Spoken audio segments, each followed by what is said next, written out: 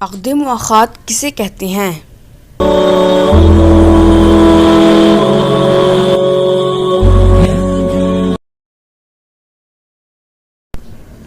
عید غدیر کے دن مومنین ایک دوسرے کے ہاتھ پر ہاتھ رکھ کر جو عہد پیمان کرتے ہیں اسے عقد مؤاخات کہتے ہیں۔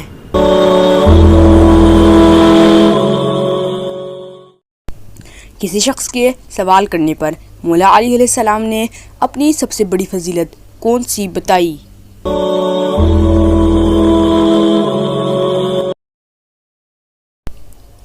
اپنی فضیلت میں مولا نے فرمایا، اللہ کے حکم سے مجھے غدیر خم میں ولایت کا تاج پہنایا گیا۔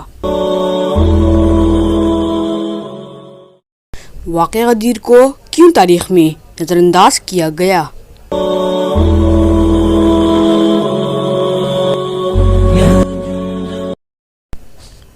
واقعہ غدیر کو لالچ، خوف اور نادانی کی بنا پر نظر انداز کیا گیا۔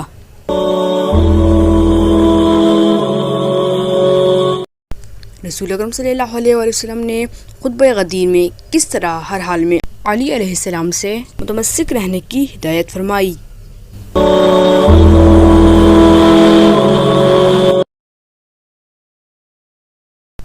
رسول اکرم صلی اللہ علیہ وسلم نے فرمایا، لوگوں نہ علی سے دوری اختیار کرو، نہ ان سے الگ ہونا اور نہ ان کی ولایت کا انکار کرنا۔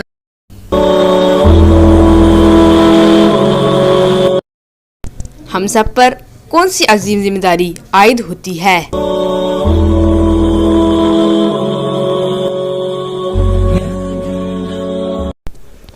ہم سب پر ایک عظیم ذمہ داری یہ عائد ہوتی ہے کہ ہم کبھی غدیر کو فراموش نہ ہونے دیں۔